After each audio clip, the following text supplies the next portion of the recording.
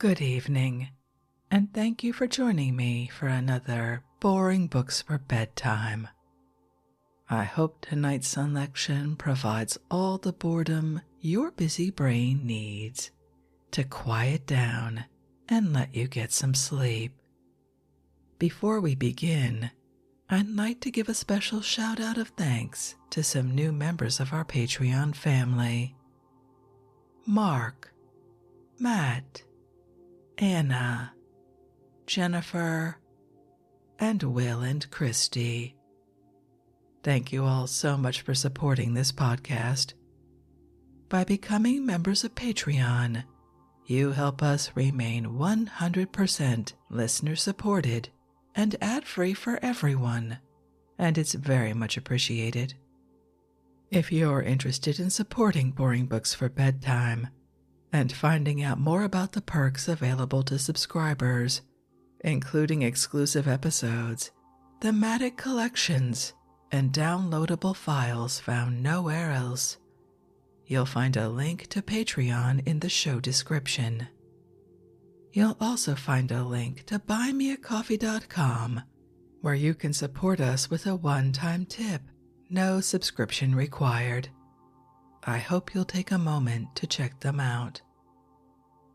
Now, let's read and relax. Find a comfortable spot. Adjust your volume. Take a nice deep breath in. Let it out slowly. And off we go. Tonight, in honor of a popular upcoming holiday and a bit of my own ancestry, let's relax with more from The Story of Ancient Irish Civilization by P.W. Joyce, LLD, MRIA, one of the commissioners for the publication of the Ancient Laws of Ireland and president of the Royal Society of Antiquaries, Ireland. First published in 1907 by Longmans Green & Co., London, and M.H. Gill & Son Limited, Dublin. Let's pick up right where we left off at the beginning of Chapter 4. Let's begin. Chapter 4: How the Ancient Irish Lived as Pagans. When Ireland was pagan, the people were taught their religion, such as it was, by druids. These druids were the only learned men of the time, and they had in their hands all the learned professions. They were not only druids, but judges, prophets, poets, and even physicians. They were the only teachers, and they were employed to instruct the sons and daughters of kings and chiefs in whatever learning was then known. They were also advisors to king and people on all important occasions. So they were, as we can well understand, held in high estimation and had great influence. They had the reputation of being mighty magicians and could do many wonderful things, as our old romantic stories tell, and as the people firmly believed. They could raise a druidical or magic fog which hid things from view, or bring on darkness in the day like the blackest night. They could bring down showers of fire or blood, cause a snowfall even in summer till the ground was covered half a yard deep, and bring on storms and tempests on sea or land. They could drive a man mad by their sorcery, a power which was dreaded most of all by the people in general. For this purpose the druid prepared what was called a madman's wisp. That is, a little wisp of straw or grass, into which he pronounced some foul, baleful verses, and watching his opportunity, he flung it into the face of the poor victim, who straightway became a madman, or what was just as bad, an idiot, all beyond cure. Many other instances of the power of their spells are related in old Irish tales. They were often employed in divination, that is, foretelling the future. Sometimes they forecasted by observing the clouds or the stars, sometimes by means of a rod of yew with Ogham letters cut upon it, often by interpreting dreams, or from sneezing, or by the voices of birds, especially the croaking of the raven or the chirping of the wren. By some or all of these means they professed to be able to tell the issue of a coming battle, or whether a man's life was to be long or short, and what were the lucky or unlucky days for beginning any work, or for undertaking any enterprise, besides many other matters lying in the future. The Greeks and Romans of old had, as we know, their augurs or soothsayers who forecasted the future, like our druids, and by much the same observations, signs, and tokens. We must not judge these old people, whether Greek, Roman, or Irish, too severely for believing in these prophets, for although there are no druids or soothsayers now, we have amongst us plenty of palmists and fortune-tellers of various kinds, who make a good living out of those people who are simple enough to believe in them. There were druids in every part of Ireland, but Tara, as being the residence of the Overkings, was their chief seat, where they were most powerful, and those who have read the early history of Ireland will recollect St. Patrick's contest with them in presence of King Leary and his court, and how he put them down in argument. The pagan Irish had many gods and many idols. Among other things they worshipped the fairies, who were and are still called in Irish She. The fairies dwelt under pleasant, green little hills, and there they built themselves palaces all ablaze with light and glittering with gems and gold. These residences, as well as the elves or fairies themselves, were called She. Many of the old fairy hills all over the country are still well known, and to this day there is a superstition among many of the people that the fairies still remain in them, and that they also dwell in old lisses, raths, or forts that are found everywhere in Ireland. The fairies were not always confined to their dwellings. They often got out, but they were generally invisible. Whenever they made themselves visible to mortals, and that was only seldom, they were seen to be very small, hardly the height of a man's knee. People had to be careful of them, for they often did mischief when interfered with. Manannán mac Lir was the Irish sea god, like Neptune of the Greeks and Romans. He generally lived on the sea, riding in his chariot at the head of his followers. He is in his glory on a stormy night, and on such a night, when you look over the waste of waters, there before your eyes in the dim gloom are thousands of Manannán's white steeds, careering along after their great chief's chariot. Angus Mackinac was a mighty magician, who had his glorious palace under the great mound of Brew on the Boyne, now called Newgrange, a little below Slane in Meath. There were many other gods, and there were goddesses also. Poets, physicians, and smiths had 3 goddesses whom they severally worshipped, 3 sisters, all named Bridget. There were also many fairy queens who were considered as goddesses and worshipped in their several districts, all living in their palaces under fairy mounds or rocks.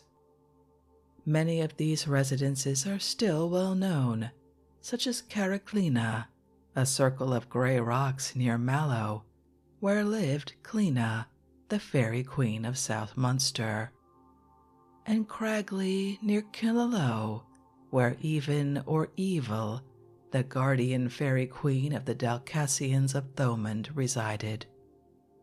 The people of several districts had local gods also, such as Dawn, the king of the Munster fairies, who had his airy home on the top of Knockfirna, near Croom in Limerick, John McAnanty of Scrabo Carn, near Newtownards, and Tierna, the powerful and kindly fairy lord, who lived in his bright palace under the great Carn, on the hill of Carntierna, over Fermoy. Besides those that were acknowledged and worshipped as gods or goddesses, there were battle furies who delighted in blood and slaughter, also loathsome-looking witch hags, and plenty of goblins, sprites, and spectres, some harmless, some malignant, who will be found enumerated and described in either of my two social histories. The idols worshipped by the pagan Irish were nearly all of them stones, mostly pillar stones, which were sometimes covered over with gold, silver, or bronze.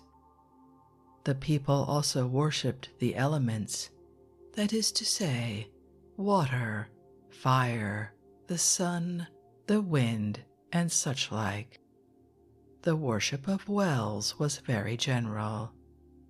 Most of those old pagan fountains were taken possession of by St. Patrick, St. Columcille, and other early missionaries, who blessed them and devoted them to baptism and other Christian uses, so that they came to be called holy wells, and though they were no longer worshipped, they were as much venerated by the Christians as they had been by the pagans. It must not be supposed that each of the objects mentioned above was worshipped by all the people of Ireland. Each person, in fact, worshipped whichever he pleased, and it was usual for individuals or a tribe to choose some idol or element or pagan divinity, which they held in veneration as their special guardian god. There was a belief in a pagan heaven, a land of everlasting youth, peace, and happiness, beautiful beyond conception, called by various names such as Tir na Nog, Moimel, Ibrasil, etc., which is often described as being situated far out in the Western Ocean.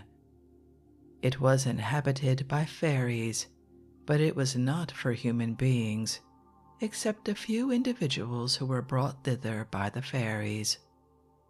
There is a pretty story, more than 1,000 years old, in the Book of the Dun Cow, which tells how Prince Conla of the Golden Hair, son of the great King Con the 100-Fighter, was carried off by a fairy in a crystal boat to Moimel.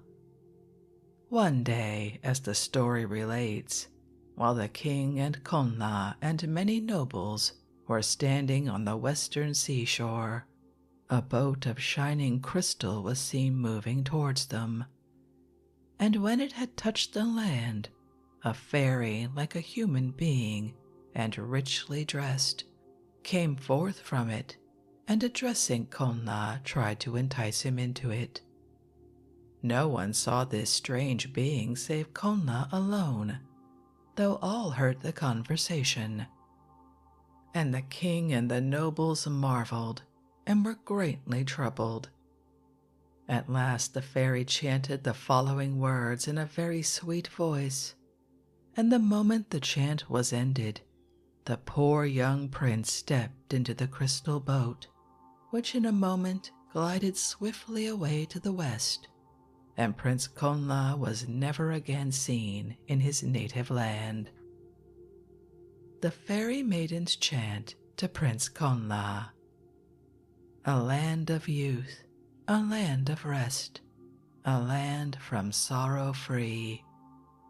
It lies far off in the golden west, on the verge of the azure sea. A swift canoe of crystal bright that never met mortal view. We shall reach the land ere fall of night, in that strong and swift canoe. We shall reach the strand of that sunny land, from druids and demons free. The land of rest in the golden west, on the verge of the azure sea. A pleasant land of winding vales, bright streams and verdurous plains, where summer all the livelong year in changeless splendor reigns.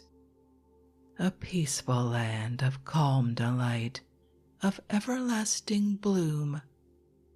Old age and death we never know, no sickness, care, or gloom. The land of youth, of love and truth, from pain and sorrow free. The land of rest in the golden west, on the verge of the azure sea. There are strange delights for mortal men in that island of the west. The sun comes down each evening in its lovely vales to rest. And though far and dim on the ocean's rim it seems to mortal view, we shall reach its halls ere the evening falls in my strong and swift canoe. And evermore that verdant shore our happy home shall be, the land of rest in the golden west, on the verge of the azure sea. It will guard thee, gentle Conla, of the flowing golden hair. It will guard thee from the druids, from the demons of the air. My crystal boat will guard thee till we reach that western shore, where thou and I in joy and love shall live forevermore. From the druid's incantation, from his black and deadly snare, from the withering imprecation of the demon of the air, it will guard thee, gentle Conla, of the flowing golden hair. My crystal boat will guard thee till we reach that silver strand, where thou shalt reign in endless joy, the king of the fairy land. Chapter 5. How the Irish people lived as Christians. It is not our business here to tell how the Irish were converted to Christianity, for this has already been related in our histories of Ireland. Whether St. Patrick was born in Gaul or in Scotland, we know at any rate that he brought with him to Ireland, to aid him in his great work, a number of young Gauls and Britons whom he had ordained as priests. But soon after his arrival, he began to ordain natives also, whom he had converted, so that the hard work of traveling through the country and preaching to the people was for some time in the beginning done by foreigners and Irishmen. But as time went on, the missionaries were chiefly native-born. St. Patrick loved the Irish people, and he was continually praying that God would bestow favors on them, and his prayers were answered. For after the apostolic times, there never were more devoted or more successful missionaries than those who preached the gospel in Ireland. And there were never people who received the faith more readily than the Irish, or who practiced it after their conversion with more piety and earnestness. An old Irish writer who lived about 1200 years ago tells us that the saints of Ireland who lived and worked and died before his time were of 3 orders. The first order of Catholic saints, says this writer, were most holy, shining like the sun. They were 350 in number, all bishops, beginning with St. Patrick. For more than 30 years they were led by their great master, with all his fiery and tireless energy. And the preachers of this order continued for a little more than a century. They devoted themselves entirely to the home mission, the conversion of the Irish people, which gave them quite enough to do. The second order was of Catholic priests, continues the old writer, numbering 300, of whom a few were bishops. They were very holy, and they shone like the moon. They lasted for a little more than half a century. The priests of this second order were chiefly monastic clergy, that is to say, monks, and during their continuance, monasteries were founded everywhere through Ireland. Though there were monks and monasteries here from the time of St. Patrick, they began to spread much more rapidly after the foundation of the great monastery of Clonard in Meath by St. Finan or Finian, one of the second order of saints, about the year 527. It was the monks belonging to this order and their successors who preached the gospel in foreign lands with such amazing success, as will be told in chapter 7. The monks and students in these establishments led a busy and happy life, for it was a rule that there should be no idleness. Everyone was to be engaged at all available times in some useful work. Some tilled the land around and belonging to the monastery, plowing, digging, sowing, reaping, and attended to the cattle. Some worked as carpenters, tailors, smiths, shoemakers, cooks, and so forth, for the use of the community. Some were set apart to receive and attend to travelers and guests who were continually coming and going, to wash their feet and prepare supper and bed for them. Many were employed as scribes to copy and ornament manuscript books, while others made beautiful croziers, brooches, chalices, crosses, and other works of metallic art, and the most scholarly members were selected to teach in the schools. Besides this, all had their devotions to attend to, which were frequent and often long. The third order of Irish saints consisted of about 100 priests, of whom a few were bishops. These were holy and shone like the stars, and they lasted a little more than 3/4 of a century. They were all hermits, living either singly or in monasteries in remote, lonely places. Even when they lived together in numbers, they were still hermits, spending their time in prayer and contemplation, each in his own little cell. And they never met together or had any communication with each other, except at stated times, when all assembled in the little church for common worship, or in the refectory for meals. We know that there were nuns and convents in Ireland from St. Patrick's time, but they increased and multiplied, and flourished more than ever during and after the time of the greatest nun of all, St. Bridget of Kildare. In the time of St. Patrick and for long afterwards, the churches were small because the congregations were small, and they were mostly of wood, though some were of stone. We have, in fact, the ruins of little stone and mortar churches still remaining in many parts of the country, built at various times during the 4 or 5 centuries after St. Patrick. In the 11th and following centuries, however, large and grand churches were built, the ruins of which still remain all over the country. Near many of the monasteries, the monks began to erect tall round towers, in the beginning of the 9th century as a protection against the Danes.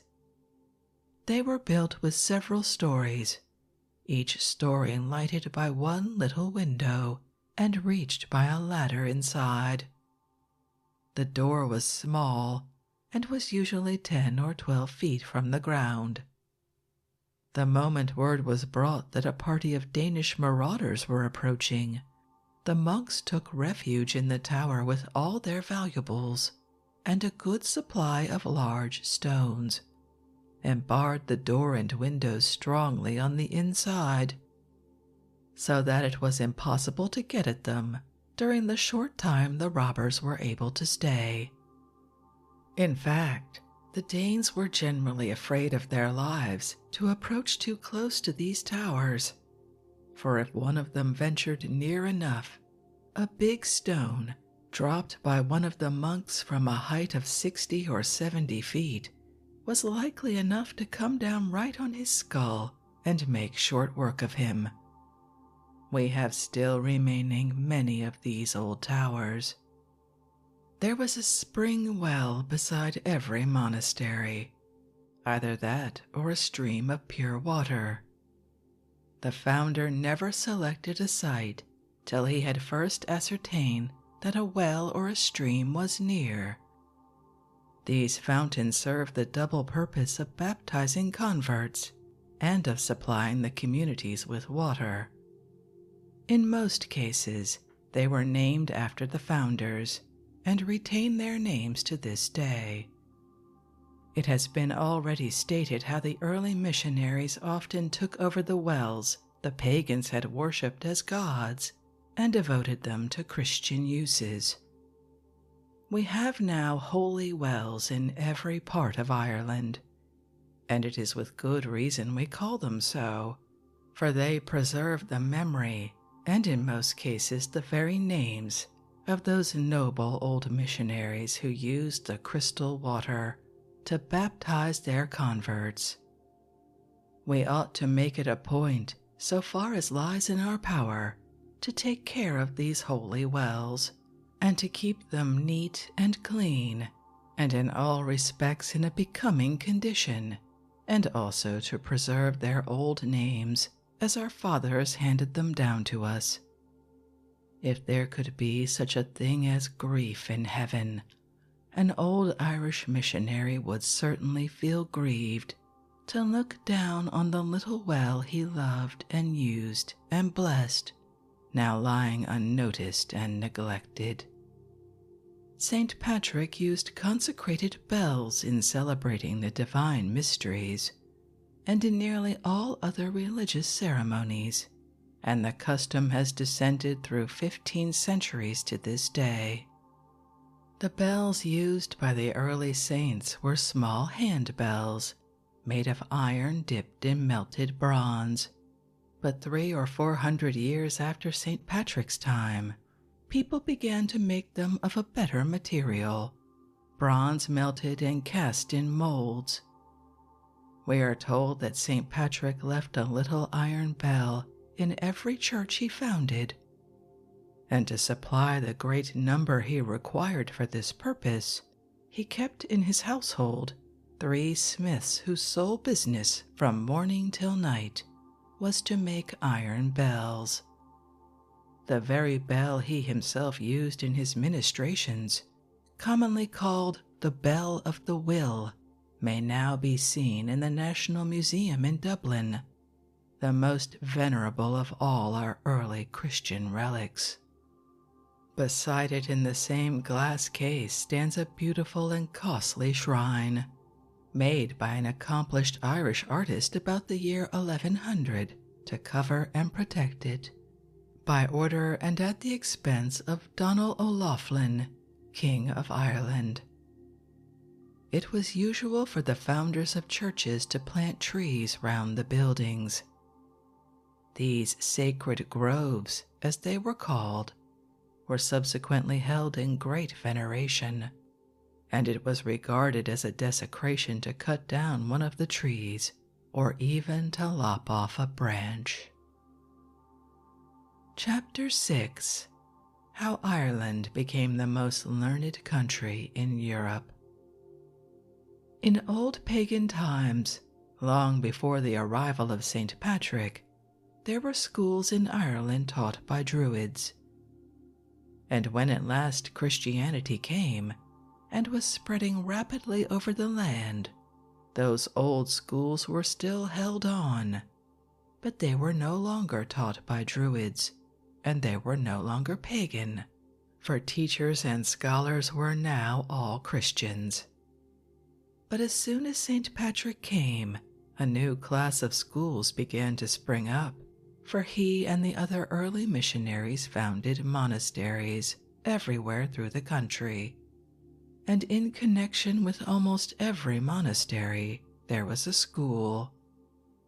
These were what are called monastic or ecclesiastical schools, for they were mostly taught by monks, while the older schools being taught by laymen were called lay schools.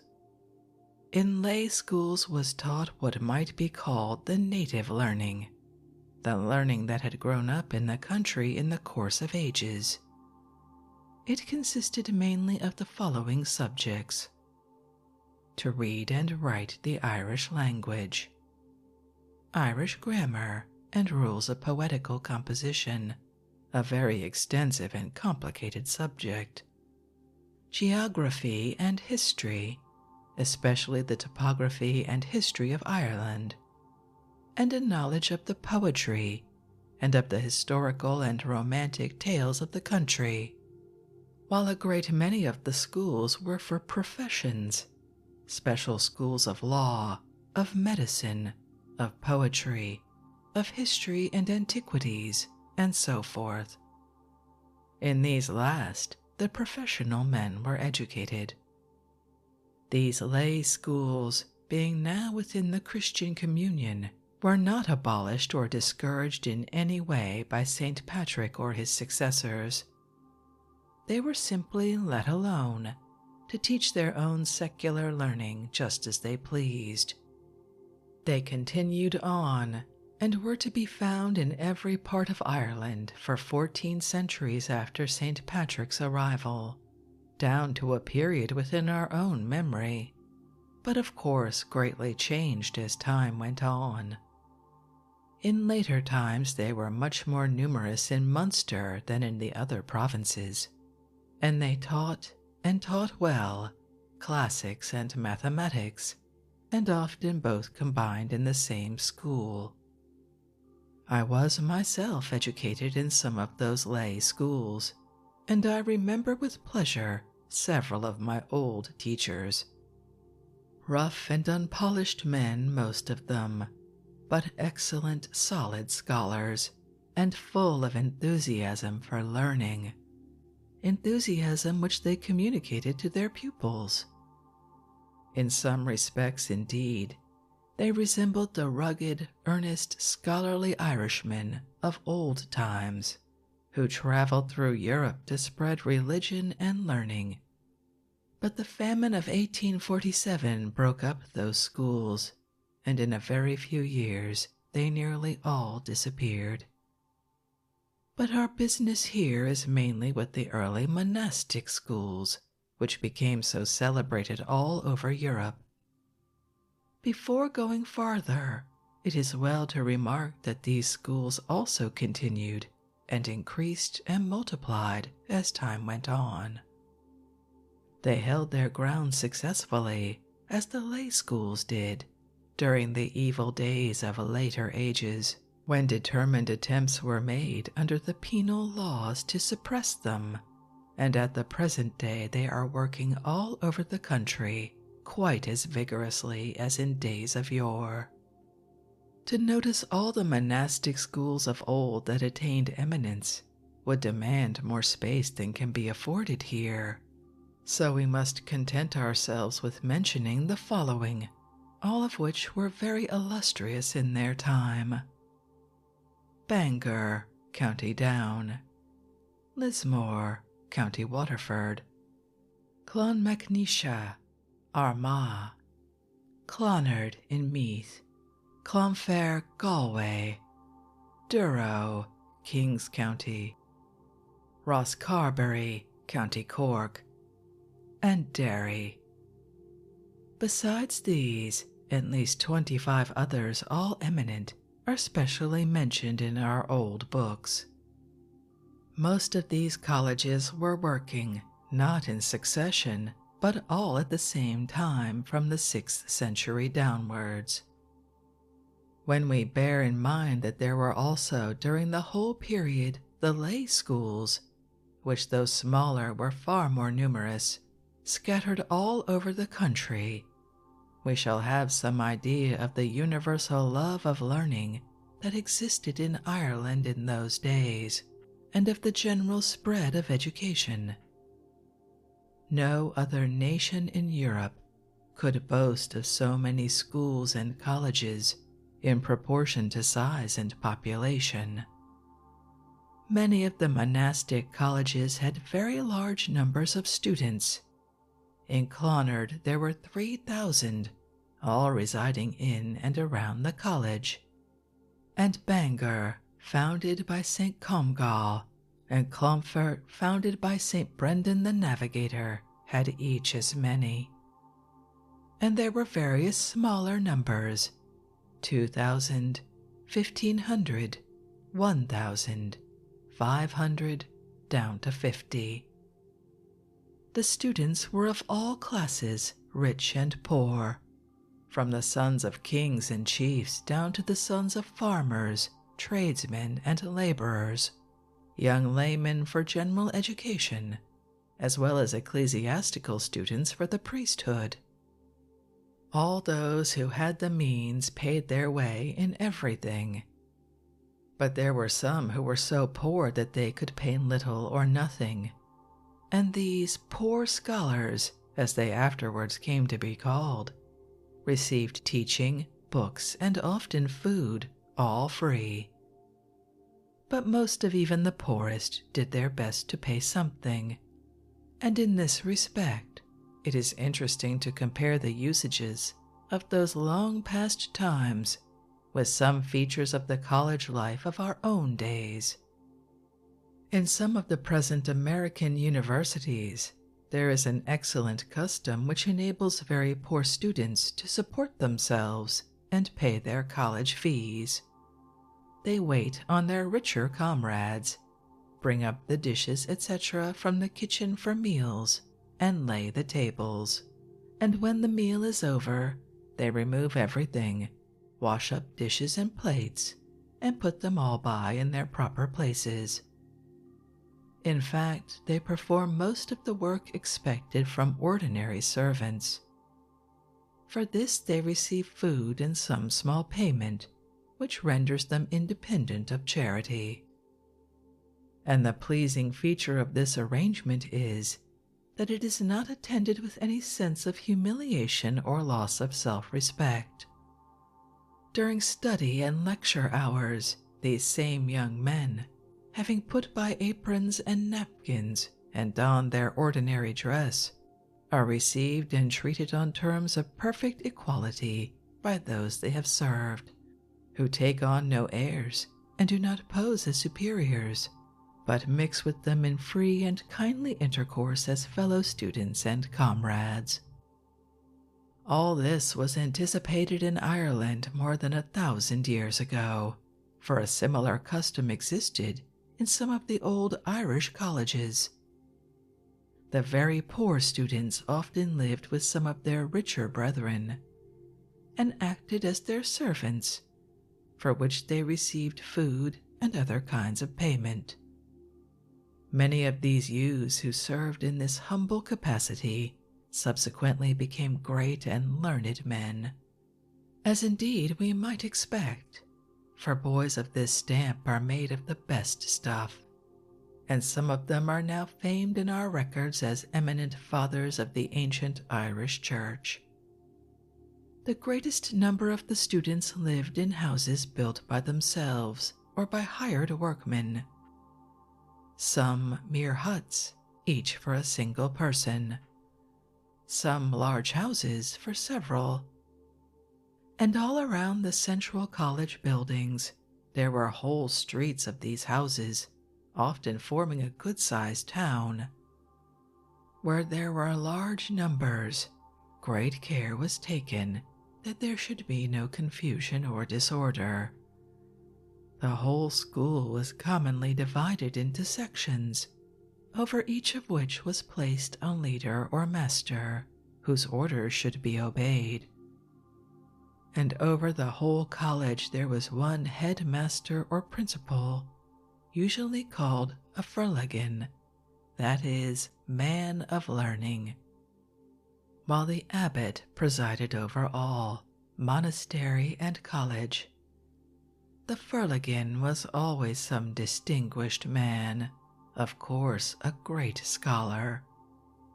He was generally a monk, but sometimes a layman, for those good monks selected the best man they could find, whether priest or layman.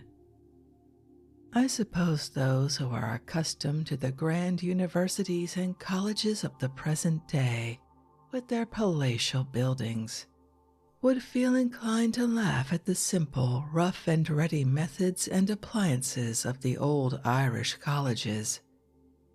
There were no comfortable study rooms, well furnished with desks, seats, and rostrums. No spacious lecture halls.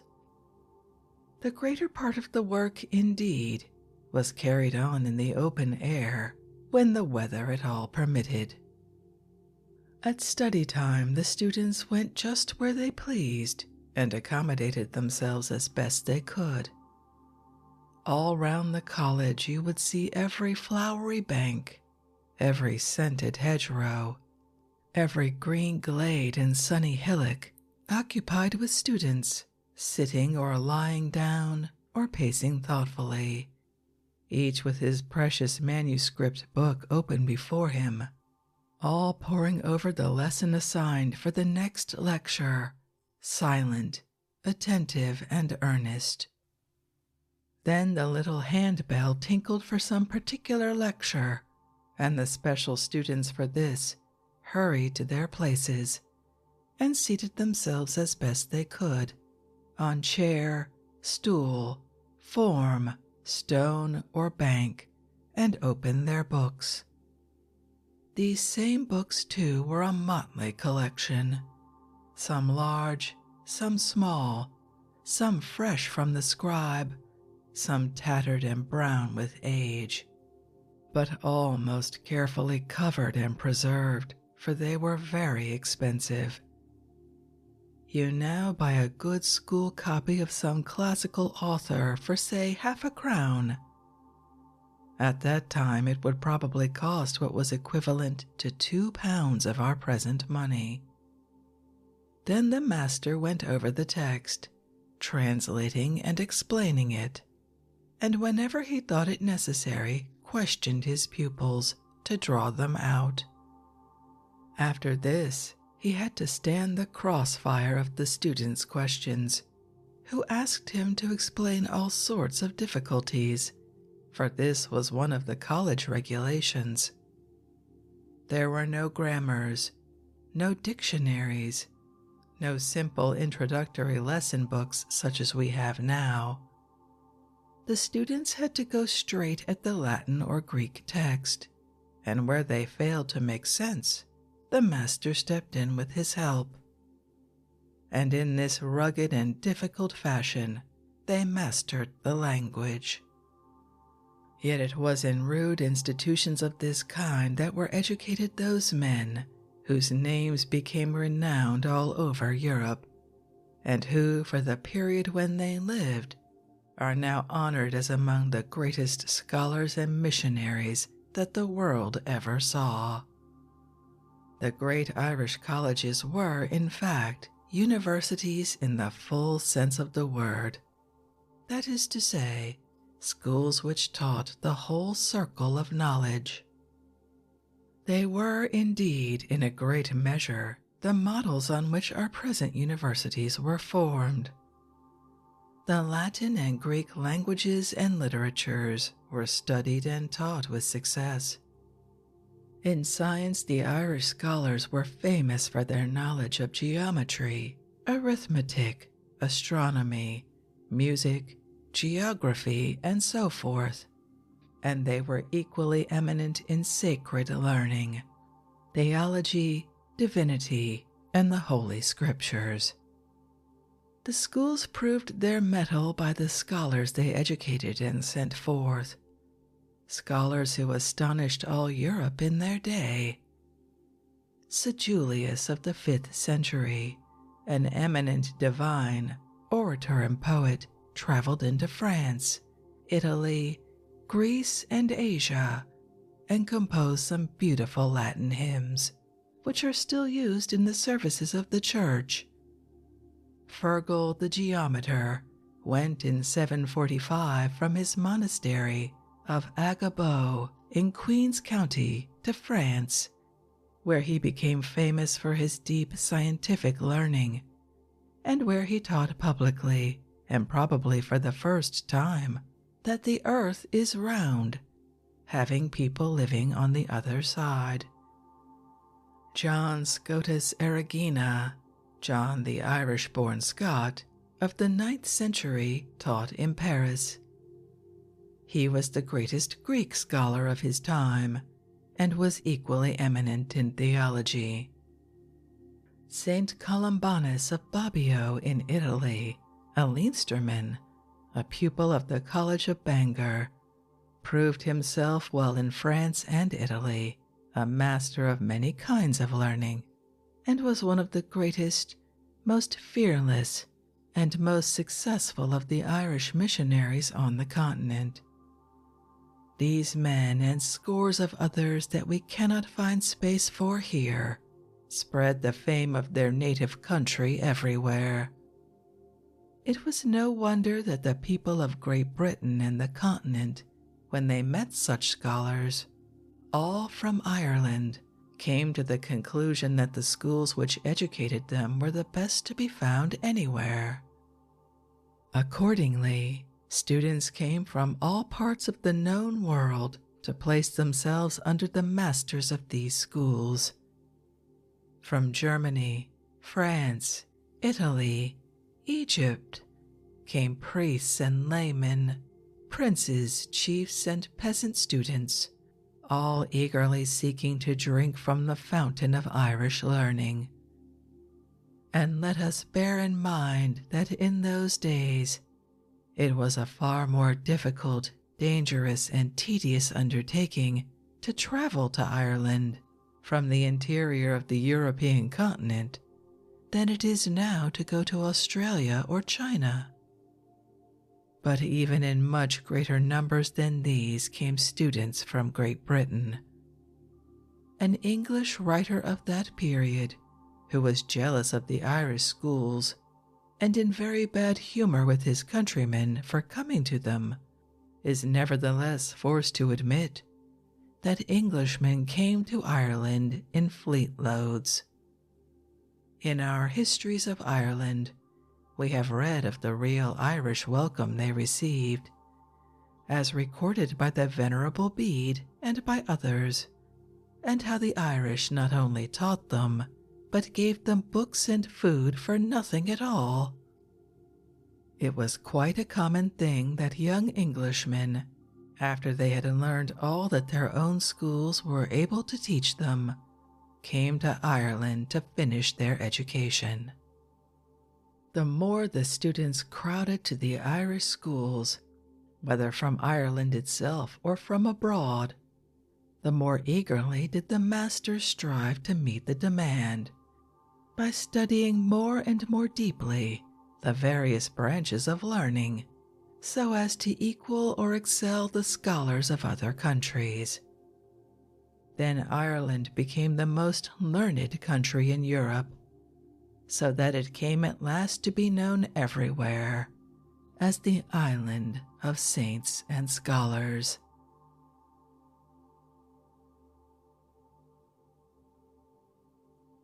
And with that end to Chapter 6, I think we'll conclude this evening's reading from The Story of Ancient Irish Civilization by P. W. Joyce, who, it must be admitted, was attempting to build a rather heroic history of Ireland. I hope you enjoyed that. If you'd like to read this work for yourself, as always, you'll find a link to a free ebook from Project Gutenberg in the show description. If you'd like to connect, suggest a boring book you'd like to hear read, or request more from one we've already started, you can drop me an email via our website, www.boringbookspod.com. It's always a pleasure to hear from you. Thank you so much for joining me for this evening's reading. Until our next boring book, good night.